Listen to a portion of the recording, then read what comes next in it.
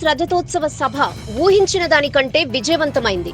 April 27న Warangal జిల్లా ఎల్కతుర్తిలో జరిగిన సభకు దాదాపు 10 లక్షల మంది అటెండ్ అయ్యారు. కేసీఆర్ సక్సెస్ తో గులాబీ పార్టీకి ఫుల్ బూస్ట్ వచ్చేసింది.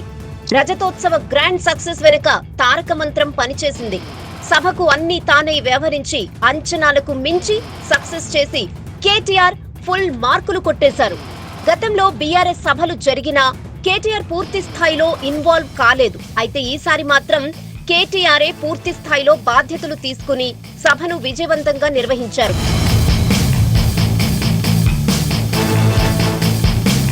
ఎల్కతుర్తి సభ కోసం అన్ని జిల్లాల నేతలతో సన్నాహక సమావేశాలు నిర్వహించారు కేటీఆర్.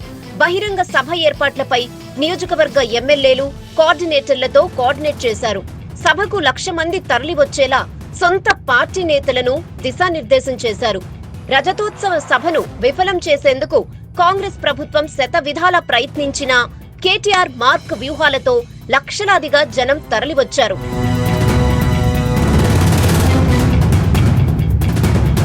మండు టెండల్లో సభ ఏర్పాటు చేయడంతో జనం వస్తారా లేదా అని బీఆర్ఎస్ నేతలు కూడా టెన్షన్ పడ్డారు. వరంగల్ జిల్లాలో కొందరు నేతల మధ్య విభేదాలు పొడసూపడం, ట్రబుల్ షూటర్ హరీష్ రావు దూరంగా ఉన్నారనే టాక్ గులాబీ క్యాడర్ ను కలవరపెట్టింది. కేటీఆర్ మాత్రం కూల్ గా తన పని తాను చేసుకుంటూ పోయారు. బహిరంగ సభను విజయవంతం చేసేందుకు రాకెట్ కంటే వేగంగా పనిచేశారు. మొత్తం 33 జిల్లాల నేతలను కోఆర్డినేట్ చేసుకుంటూ ముందుకు సాగారు. ఈ నెల రోజులు కీలక నేతలతో సమావేశాలు నిర్వహిస్తూ నేతలందర్నీ ఒకే తాటి మీదకు తెచ్చి ఓరుగల్లు మొత్తం గులాబీమయం చేశారు. అసాధ్యం అనుకున్న సభను సుసాధ్యం చేసి చూపించారు working president KTR.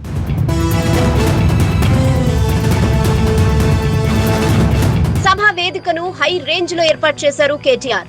KCR helicopter landing goose bumps అనిపించేలా చూపించారు. బహిరంగ సభ కవరేజ్ హాలీవుడ్ రేంజ్ లో కనిపించింది.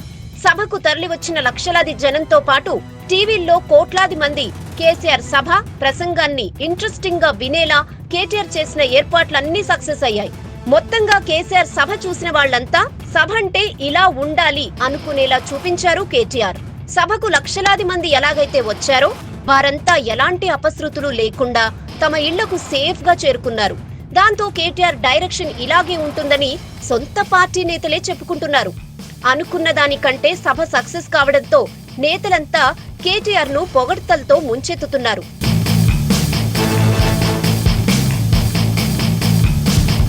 ఇక బహిరంగ సభ వేదికపై ఏర్పాటు చేసిన ఫ్లెక్సీలో కేసీఆర్ తో పాటు కేటీఆర్ ఫోటో మాత్రమే ఉంది. సభా ప్రాంగణంలో ఏర్పాటు చేసిన సెల్ఫీ పాయింట్ లోనూ కేటీఆర్ ఫోటోలే ఉన్నాయి. సభ దగ్గర ఏర్పాటు చేసిన కటౌట్లన్నీ కేటీఆర్ తోనే నిండిపోయాయి. కేసీఆర్ డైరెక్షన్ లోనే ఇలా ఏర్పాటు చేసినట్లు తెలుస్తోంది. పార్టీలో ఇక కేటీఆర్ఏ సుప్రీం అనే అర్థం వచ్చేలా కేసీఆర్ సిగ్నల్ ఇచ్చారనే టాక్ వస్తోంది. పార్టీలో భవిష్యత్తు నాయకత్వంపై రకరకాల వార్తలొస్తున్న నేపథ్యంలో కేటీఆర్ఏ నెంబర్ 2 అనే సంకేతం క్యాడర్ లో వెళ్లేలా కేసీఆర్ ప్లాన్ చేశారని పొలిటికల్ సర్కిల్స్ లో చర్చ నడుస్తోంది.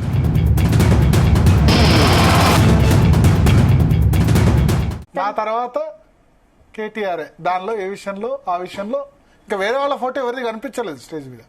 నా తర్వాత కేటీఆర్ అని కేసీఆర్ లక్షలాది మందికి మెసేజ్ పంపించారు.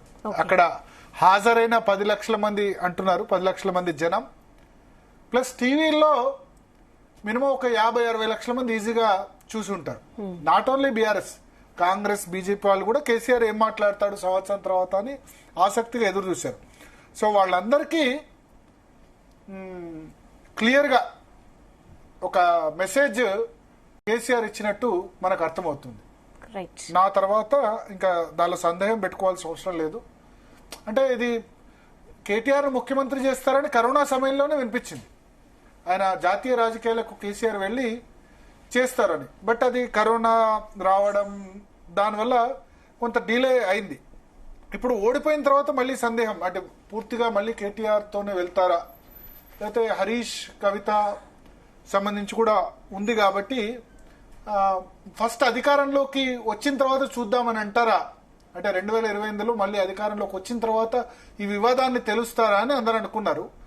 కానీ మొన్నటి సభ ద్వారా ఒకటి క్లియర్ అయిపోయింది. 2028 వరకు వెయిట్ చేయట్లేదు. KCR wants to send a clear message నా తర్వాత ఇంకా కేటీఆరే, ఇంకా వేరే వాళ్ళు లేరు, నా వారసుడు కేటీఆర్ తర్వాతే ఎవరైనా. నెంబర్ 1 కేసీఆర్, నెంబర్ 2 కేటీఆర్ అని క్లియర్ గా ఇండికేషన్ అయితే ఖచ్చితంగా ఇచ్చారు. అయితే ఒకటి, ఇప్పటి వరకు మనకు కేటీఆర్ కి సంబంధించిన అడ్మినిస్ట్రేటివ్ కేపబిలిటీస్ అంటే ఇప్పుడు ఐటీ మినిస్టర్ గా, ఇండస్ట్రీ మినిస్టర్ గా దాదాపు ఆయన 9.5 సంవత్సరాలు, ఎందుకంటే ఒక 6 నెలల టర్మ్ లేరు. 2018లో అసెంబ్లీ ఎన్నికలు మళ్ళీ గెలిచిన తర్వాత ఓన్లీ మహమూద్ అలీ, కేసీఆర్ ఇద్దరు మాత్రమే మంత్రులుగా ఉండే.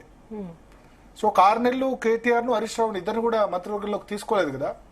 సో 6 నెలలు తప్పించి మిగతా 9.5 సంవత్సరాలు ఐటీ మినిస్టర్ గా, పంచాయతీరాజ్ మినిస్టర్ గా, ఫస్ట్ పంచాయతీరాజ్ అండ్ ఐటీ, తర్వాత అర్బన్ డెవలప్మెంట్ మినిస్టర్ గా, అడ్మినిస్ట్రేటివ్ కేపబిలిటీస్ విషయంలో ఎవరికే సందేహాలు లేవు. ఇన్ఫాక్ట్ జిహెచ్ఎంసీ మొదటిసారి పూర్తిగా కేటీఆర్ కే ఇన్ఛార్జ్ అప్పగించారు. 2000 నాకు తెలిసి 2020 లేదు 16 అనుకుంటా, 16 జిహెచ్ఎంసీ ఎన్నికల్లో 98 సీట్లు వచ్చాయి బీఆర్ఎస్ కు. అప్పుడు పూర్తిగా కేటీఆర్ ఇన్ఛార్జ్. జిహెచ్ఎంసీ ఎన్నికలు ఆయన జిహెచ్ఎంసీ ఎన్నికలు గెలిస్తే కనుక అర్బన్ డెవలప్మెంట్ మినిస్టర్ గా ఇంకా కేటీఆర్ నే చేస్తాను అని చెప్పి క్లియర్ మెసేజ్ ఇచ్చారు. 98 సీట్లు వచ్చాయి. ఆ తర్వాత 2014లో బీఆర్ఎస్ వీక్ పాయింట్ ఏంటంటే 63 సీట్లు వచ్చాయి రాష్ట్రంలో. జిహెచ్ఎంసీలో మాత్రం బీజేపీ, టీడీపీ హవా. కారణం ఏంటంటే తెలంగాణ వాదం వల్ల ఆంధ్ర ఓటర్స్ కానీ, లేకపోతే నార్త్ ఇండియా ఓటర్స్ కానీ బీఆర్ఎస్ ను ఒక విధంగా హక్కున చేర్చుకోలేదు, బీఆర్ఎస్ కు ఓటేయలేదు. టీడీపీకి, బీజేపీకి ఓటేశారు. ఇక్కడ గెలిచిందంటే ఒక మల్కాజ్గిరి సీటే, మల్కాజ్గిరి, మేడ్చల్, అది కూడా అవుట్స్కట్స్, అప్పటికి రాలేదు. బట్ వన్స్ కేటీఆర్ ఎప్పుడైతే ఐటీ మినిస్టర్ గా, లేకపోతే అర్బన్ డెవలప్మెంట్ మినిస్టర్ గా బాధ్యతలు స్వీకరించారో యాక్సెప్టబిలిటీ ఆంధ్ర ఓటర్స్ కూడా వచ్చేసింది. ఇన్ఫాక్ట్ నేను మొన్న క్వశ్చన్ అడిగాను కేటీఆర్ ఇంటర్వ్యూ చేసినప్పుడు, మీకు తెలంగాణ కంటే ఎక్కువ ఆంధ్ర పొలిటీషియన్స్, ఆంధ్ర లీడర్స్ నుంచే ఫ్యాన్స్ ఎక్కువ ఉన్నారు కదా, ఆంధ్ర పబ్లిక్ ఫ్యాన్స్ ఎక్కువ ఉన్నారు, నార్త్ ఇండియన్స్ ఎక్కువ మొగ్గు చూపుతున్నారు తెలంగాణ కంటే ఎక్కువ అంటే, ఈ మాట ఆంధ్ర పొలిటీషియన్స్ దగ్గర అనొద్దు అని అన్నారు. సో జిహెచ్ఎంసీ ఎలక్షన్స్ నుంచి కేటీఆర్ కు ఆంధ్రాలో కూడా యాక్సెప్టెన్స్ వచ్చేసింది. 99 సీట్లు, నాట్ 98, ఒక్క సీటు తక్కువ వచ్చింది. అప్పుడు ఛాలెంజ్ చేశారు రేవంత్ రెడ్డి వర్సెస్ కేటీఆర్, 100 సీట్లు ఖచ్చితంగా వస్తాయి, 100 సీట్లు వస్తే, రాకపోతే నేను రాజకీయంగా విరమణ చేసుకుంటానంటే అప్పుడు ఛాలెంజ్ కూడా అయింది ఇద్దరి మధ్యలో. 99 సీట్లు వచ్చాయి, ఒక సీటు తక్కువ వచ్చింది.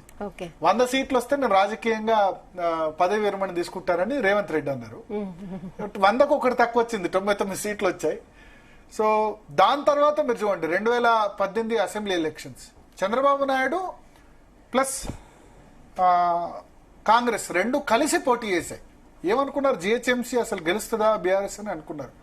కానీ చంద్రబాబు నాయుడుతో జత కట్టినా సరే ఆంధ్ర ఓటర్ చంద్రబాబు నాయుడు వైపు కాకుండా కేటీఆర్ వైపే, బీఆర్ఎస్ వైపే చూపి అఖండ మెజారిటీ జిహెచ్ఎంసీ ఏరియాలో వచ్చింది. అప్పుడు కూడా జిహెచ్ఎంసీ ఏరియాలో Congress party almost washed out. Then ఆ తర్వాత జరిగిన జిహెచ్ఎంసీ ఎన్నికల్లో కూడా కాంగ్రెస్ కు 1-2 సీట్లే వచ్చాయి. బీజేపీ మాత్రం గట్టి పోటీనిచ్చింది. BJP 48, BRS 56. మొన్న రాష్ట్రం మొత్తం ఓడిపోయినా సరే, రాష్ట్రం మొత్తంలో 39 సీట్లు ఓవరాల్ గా వచ్చినా సరే, దానిలో జిహెచ్ఎంసీ, హెచ్ఎండి ఏరియాలో మెజారిటీ సీట్లు వచ్చాయి.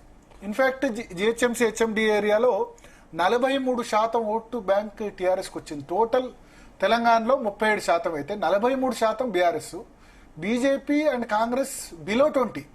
సో ఇంత క్లీన్ స్వీప్ కొట్టేశారు. ఒక కాంగ్రెస్ కు ఒక్క సీటు కూడా జిహెచ్ఎంసీ ఏరియాలో రాలేదు. ఇబ్రహీంపట్నం ఎందుకంటే కొంత హెచ్ఎండి ఏరియాలో కూడా ఉంటుంది అవుట్స్కట్స్ లో, అది తప్ప ఏ సీటు కూడా రాలేదు మొన్న 2023 అసెంబ్లీ ఎలక్షన్స్ లో చూసుకుంటే. దీనికి కారణం ఏంటంటే ఆయన అర్బన్ డెవలప్మెంట్ మినిస్టర్ గా తీసుకున్న ఇనిషియేటివ్స్. అంతకుముందు ఏంటంటే చినుకు పడితే గనక హైదరాబాద్ ఏ విధంగా అయ్యేది మనం చూసాం. అది క్రమక్రమంగా కొంత దాని strategic nala development programme, SNDP, strategic nala development program implement చేసి మొదట్లో ఇబ్బందులు అయినాయి. కానీ లాస్ట్ 2 years గా మనం చూస్తే గనక వర్షం పడ్డా పెద్దగా ఇబ్బంది లేదు.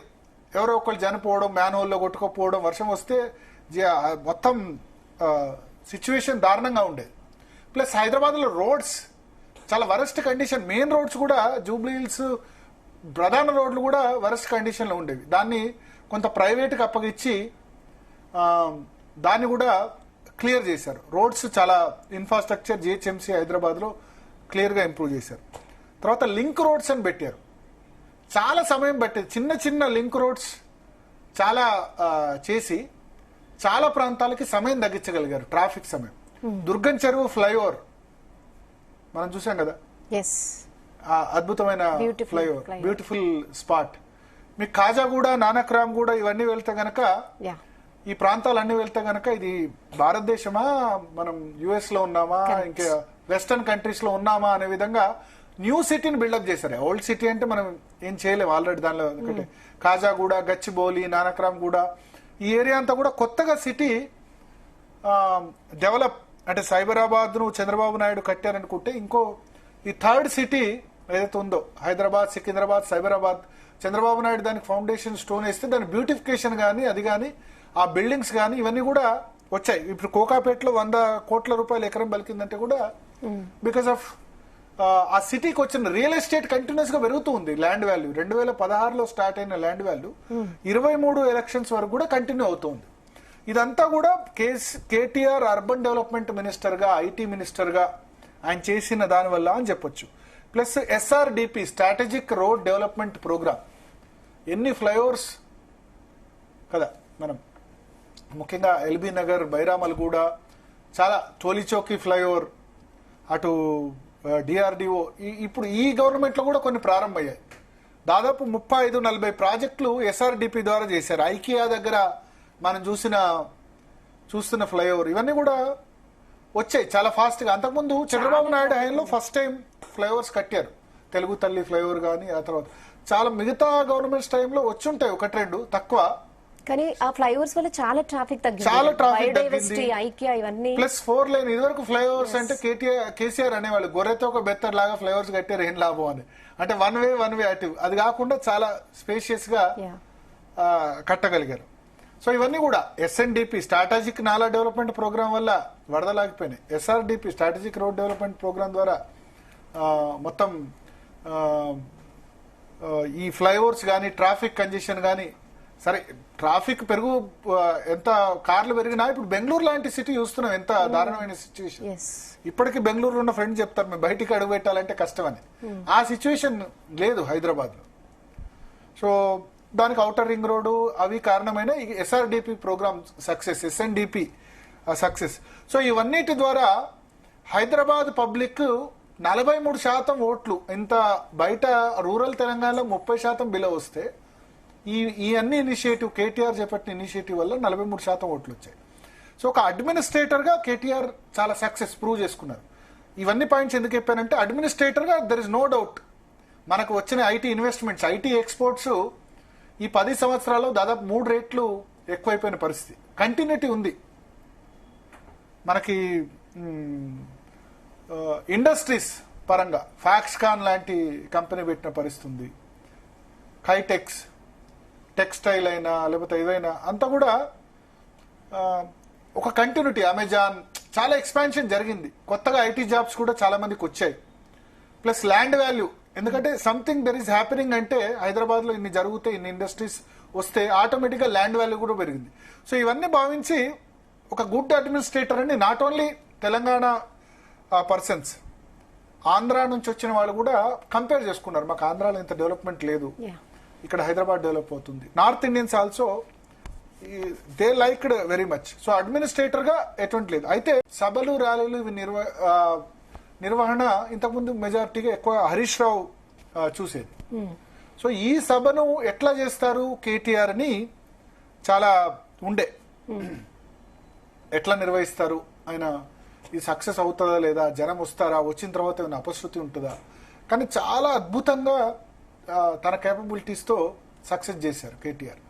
ఎందుకంటే ఒకటి అక్కడికి వచ్చిన జనం, ఒకటి టీవీలో చూసిన వాళ్ళు, అంటే దానికి ఆ ఈవెంట్కి ఒక కర్టెన్ రైజర్స్, దానికి జనం దానికి ఆసక్తిగా ఆ రోజు సాయంత్రం కేసీఆర్ ఏం మాట్లాడతారని చేయడంలో భాగంగా ఆయన దానికి ఒక ఈవెంట్ మేనేజర్ లాగా కూడా వర్క్ చేశారు. అంటే ఈవెంట్ మేనేజర్ లాగా దానికి కట్ అండ్ రైజర్స్ ముందు కేటీఆర్ అన్ని ఛానల్స్ తో ఇంటర్వ్యూలు ఇవ్వడం. సో అవన్నీ కూడా ఒక క్రియేట్ చేసాయి. ఒక ఏం మాట్లాడతారు కేసీఆర్ ముందుగా ఇంటర్వ్యూలు కేటీఆర్ అన్ని ఛానల్స్ కి వచ్చినప్పుడు ఎందుకు ఇన్ని ఛానల్స్ లో మాట్లాడుతున్నారు, ఒక 5-6 ఛానల్స్ కి ఎందుకు ఇంటర్వ్యూ ఇచ్చారు, ఒక ఛానల్ కి ఇస్తే అయిపోదు కదా అని మీడియాలోనే వచ్చింది. కానీ దాని ద్వారా అన్ని ఛానల్ ఎక్కడ చూసినా కేటీఆర్ దీని గురించి సభ గురించి మాట్లాడడంతో అందరూ అల్టిమేట్ గా కేసీఆర్ ఏం మాట్లాడతారని చాలా మంది విన్నారు. సో అన్ని ఛానల్స్ వ్యూవర్షిప్ కూడా ఆ రోజు పెరిగిపోయింది. ఓకే, టీవీలోనే దాదాపు 60-70 లక్షల మంది స్పీచెస్ విన్నారు, 10 లక్షల మంది అక్కడికి వచ్చారు. ఓకే, ప్రతి తర్వాత ఇంత పెద్ద ఈవెంట్ జరిగిన తర్వాత కూడా ఒక్క చిన్న అపశృతి కూడా దొరకలేదు. మనం చూసాం పవన్ కళ్యాణ్ అల్లు అర్జున్ పవన్ కళ్యాణ్ ఏదో సినిమా రిలీజ్ ఫంక్షన్ జరిగింది, ఇద్దరు చనిపోయిన పరిస్థితి. సో అంత జనం వచ్చినప్పుడు 1200 ఎకరాల్లో 10 లక్షల మంది వచ్చినప్పుడు ఏ అపశృతి జరగలేదు, ఏ రోడ్ యాక్సిడెంట్ జరగలేదు, సభాస్థల్లో ఏం జరగలేదు. మైక్ సౌండ్ అంతా ఆ పిక్చరేషన్ కేసీఆర్ హెలికాప్టర్లో వచ్చింది కానీ సో అన్ని తానే మొత్తం వ్యవహరించారు, పార్టీ నేతలతో సమన్వయం చేశారు. సో అడ్మినిస్ట్రేటర్ గానే కాకుండా పొలిటికల్ గా ర్యాలీస్ కూడా కేటీఆర్ పొలిటికల్ పాయింట్ ఆఫ్ వ్యూలో కూడా సక్సెసర్ కేసీఆర్ కు. ఎందుకంటే భారీ సభలు అంటే గుర్తుకొచ్చే బీఆర్ఎస్ పార్టీ చాలా సభలు టీఆర్ఎస్ ఉండగా పెట్టిన సందర్భం ఉంది. బట్ కేటీఆర్ అన్ని తానై ప్రతి ఒక్కటి తన మీద భుజాల మీద వేసుకొని ఒంటరిగా దీన్ని సక్సెస్ చేయగలిగారు. దాంతో అంటే అడ్మినిస్ట్రేటివ్ పరంగానే కాకుండా ఒక ఓన్లీ సిటీ వ్యక్తుల్ని ఎంగేజ్ చేయరనే కాకుండా ఎందుకంటే మొత్తం రూరల్ నుంచి ఎక్కువ వచ్చారు. మీరు మనం అబ్జర్వ్ చేస్తే వరంగల్, కరీంనగర్, మెదక్లో జిల్లాలు ఈ జిల్లాల నుంచి ఎక్కువ ఉంది, వరంగల్, కరీంనగర్, ఖమ్మం చుట్టుపక్కల జిల్లాల నుంచి. సో రూరల్ వాళ్ళని కూడా కనెక్ట్ చేసి చాలా పెద్ద ఎత్తున అక్కడికి తరలించి ఏర్పాట్లు కూడా అందరూ బాగున్నాయి. ఎందుకంటే ఇప్పుడు ఏప్రిల్ 27 అంటే ఎర్రటి ఎండ ఆ సమయం. సో కార్యకర్తలు ఇబ్బంది పడకుండా అన్ని పర్ఫెక్ట్ గా కోఆర్డినేట్ చేసి అందరు నేతలతో మాట్లాడి ఎటువంటి సమన్వయ లోపం లేకుండా చేసి మొత్తానికి కేటీఆర్ చాలా పెద్ద ఎత్తున దీన్ని సక్సెస్ చేయగలిగారు. అంటే కేసీఆర్ సక్సెసర్ అని అనిపించుకున్నారు. కేసీఆర్ తన సక్సెసర్ అని దానికి మెసేజ్ ఇస్తూనే కేసీఆర్ కు నేను సక్సెసర్ అని ఆయన ప్రూవ్ చేసుకున్నారు. రాజకీయంగా కూడా నేను సింగిల్ హ్యాండ్ తో దీన్ని నడిపించగలను అని ఆయన ప్రూవ్. సో మొత్తం రెహనా ఒక మెసేజ్ అయితే క్లియర్, అంటే ఈ ఓవరాల్ సభ ద్వారా అంటే మనం చేసిన ద్వారా నేను చెప్పినట్టు ఒకటి అడ్మినిస్ట్రేటర్ గా కాకుండా పొలిటికల్ గా కూడా బాగా చేయగలను. అంటే కొన్ని రివ్యూస్ చేశారు ఆయన. అంటే ఈ సభ సక్సెస్ కు సంబంధించి 2-3 రకాలుగా చేశారు. ఒకటి, వారం రోజుల పాటు ప్రతి జిల్లా నేతలతో మీటింగ్ పెట్టారు, కేటీఆర్ పిలిపించుకొని మాట్లాడారు. తర్వాత టెలికాన్ఫరెన్స్లు ఎప్పటికప్పుడు పెట్టారు. వరంగల్ జిల్లా పార్టీ నాయకులు, వరంగల్ జిల్లా నాయకుల్లో ముఖ్యంగా మనకు నరేందర్ చెప్పినట్టు పోచంపల్లి శ్రీనివాసరెడ్డి కేటీఆర్ కు అత్యంత సన్నిహిత మిత్రుడు, వాళ్ళిద్దరు రూమ్మేట్స్ కూడా. సో ఆయన నేతృత్వంలోనే జరిగింది. మొదలు ఎర్రబెల్లి దయాకర్ రావు అన్నారు, కానీ ఎర్రబెల్లి దయాకర్ తర్వాత ఇన్వాల్వ్ చేయలేదు. వినయ్ భాస్కర్ వీళ్ళిద్దరు కూడా కేటీఆర్ కు అత్యంత సన్నిహితులు. సో వాళ్ళ ద్వారా పూర్తిగా సభ మొత్తం వాళ్ళు చూసుకున్నారు. జన సమీకరణకు సంబంధించి ప్రతి నియోజకవర్గానికి ఇంత అని ఫిక్స్ చేశారు. ఫిక్స్ చేసి జనాలుగా ఏం చేస్తారు, ఏ రాజకీయ పార్టీ అయినా కాంగ్రెస్ లో లేకపోతే మిగతా పార్టీలు అయితే నువ్వు 10,000 మందిని తీసుకురా, డబ్బులు నువ్వు ఖర్చు పెట్టుకొని సగం లేకపోతే సగం పార్టీ సగం ఇట్లా ఇస్తుంది. కానీ ఇక్కడ పూర్తి డబ్బు కూడా ఎందుకంటే ఎమ్మెల్యేలు ఇప్పుడు 10 సంవత్సరాలుగా మీరు సంపాదించుకున్నారు, లేకపోతే 10 సంవత్సరాలుగా పవర్లో ఉన్నారు కాబట్టి మీరు కూడా ఖర్చు పెట్టుకునే స్థితి ఉంటుంది. మొన్ననే కదా అధికారం పోయింది, 1.5 year. కానీ అట్లా ఆ విధంగా కాకుండా పూర్తి డబ్బులు కూడా దానికి అయ్యే బస్సులు మొత్తం ఆర్టీసీకి చెక్ బీఆర్ఎస్ పార్టీని ఇచ్చేసింది. అంటే రవాణా, భోజన వసతులతో సహా ప్రతి నియోజకవర్గానికి, ఈ నియోజకవర్గం నుంచి 5,000 అంటే 5,000 మందికి తగ్గట్టు పూర్తి ఖర్చులు కూడా పార్టీయే చూసుకుంది. సో దానివల్ల ఏంటంటే 5,000 మంది చెప్తే ఈ 1000 మందిని తీసుకురావడం, జనరల్ గా సభలు ఈ విధంగా ఫ్లాప్ అవుతాయి. అట్లా కాకుండా జన సమీకరణ విషయంలో, డబ్బుల విషయంలో ఎంత డబ్బున్న లీడర్ అయినా సరే, వాళ్ళు మాజీ మంత్రులు అయినా సరే పూర్తి ఖర్చు కూడా కేటీఆర్ దాన్ని భరించారు, ఇచ్చేసారు వాళ్ళు. సో దట్ ఇది సక్సెస్ అయింది. ప్లస్ సభాస్థలి, డ్రోన్ షాట్స్, మీడియా కవరేజ్ బాగా రావడం, ప్రచారం, ముఖ్యంగా ప్రచార ఏర్పాట్లకు సంబంధించి ఇంతకుముందు కర్టెన్ రైజర్, టీజర్, ఒక సినిమా రిలీజ్ అయితే ఏ విధంగా చేస్తారో, ఒక ఈవెంట్ ఏ విధంగా చేస్తారో, టీజర్ రిలీజ్, కర్టనైజర్ లాగా ప్రతిరోజు ఎలక్ట్రానిక్ మీడియా కేసీఆర్ సభనట 27 ఏం మాట్లాడతాడు ఏంటి, దాని ముందు కేటీఆర్ ఇంటర్వ్యూలు ఇవ్వడం, వరంగల్ కేంద్రంగా వెళ్లి మీడియా సమావేశం పెట్టడం. సో ఇట్లా వర్చువల్ సమావేశాలు పెట్టారు. రవాణా, భద్రత, వసతి అన్ని ఏర్పాట్లు కూడా చూసుకొని దీన్ని నిర్వహించడం ద్వారా 2 కటౌట్స్ ఏర్పాటు చేశారు 40 అడుగుల ఎత్తులో. ఒకటి కేసీఆర్, 2 కేటీఆర్. సభ మెయిన్ స్టేజ్ మీద కూడా 2 ఫొటోసే కనబడుతున్నాయి. సో దట్ ఇంకా క్లియర్ మెసేజ్ ఒకటే వాళ్ళు సెండ్ చేయదలుచుకున్నారు. కేసీఆర్ తర్వాత సక్సెసర్ కేటీఆర్, ఇంకెవరు కాదు అన్న మెసేజ్ కేసీఆర్ పంపించదలుచుకున్నారు. అది ఆ మెసేజ్ ని ఈ సభ ద్వారా అంటే వచ్చిన అందరూ కూడా బీఆర్ఎస్ క్యాడర్, బీఆర్ఎస్ సంబంధించి ఏదో విధంగా క్రియాశీల సభ్యత ఉన్నవాళ్ళు, యాక్టివ్గా ఉన్నవాళ్ళు, సర్పంచులు, ఎంపీటీసీలు, జడ్పీటీసీలు, బీఆర్ఎస్ అభిమానులు, వాళ్ళందరికీ ఒక మెసేజ్ పంపించారు. ఎస్, మీ లీడర్ నా తర్వాత కేటీఆర్ అని ఒక క్లియర్ మెసేజ్ అయితే పంపించారని మనం అర్థం చేసుకోవచ్చు. ఓకే, ఈవెన్ పార్టీ నేతలు కూడా చాలా ప్రశంసించారు. అంటే పార్టీ కూడా ఇంకా యాక్సెప్ట్ చేసేసినట్టే అంటారా? అంటే యాక్సెప్టెన్స్ ఆబ్వియస్లీ ఉంది. కేటీఆర్ కు యాక్సెప్టెన్స్ లేదని కాదు, కానీ హరీష్ రావు కూడా సమర్థమైన లీడర్ కదా. హరీష్ రావు ముందు నుంచి ఉన్నారు పార్టీలో. కేటీఆర్ 2007 తర్వాత వచ్చారు, హరీష్ రావు ముందు నుంచి ఉన్నారు, 2001 నుంచి ఉన్నారు. కాబట్టి మొదటి నుంచి లీడర్స్ 6 సంవత్సరాలు ఎక్కువ మంది హరీష్ రావుకి అటాచ్ అయ్యారు. సో హరీష్ రావు, కేటీఆర్ ఇప్పుడు మిగతా రాజకీయ పార్టీలో ఇంత పెద్ద నాయకత్వం లేదు కదా, ఈ స్థాయి నాయకత్వం లేదు కదా. హరీష్ రావు ట్రబుల్ షూటర్ లాంటి, ఈ హరీష్ రావు కేటీఆర్ ఇద్దరు ఉండడం పార్టీకి అసెట్ కదా, ఇంత పెద్ద నాయకులు.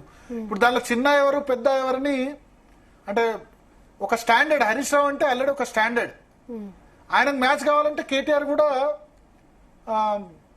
అంతకంటే ఎక్కువ స్థాయి ఉండాలి. సో తను కూడా ఏం తక్కువ కాదని ప్రూవ్ చేసుకున్నారు కేటీఆర్.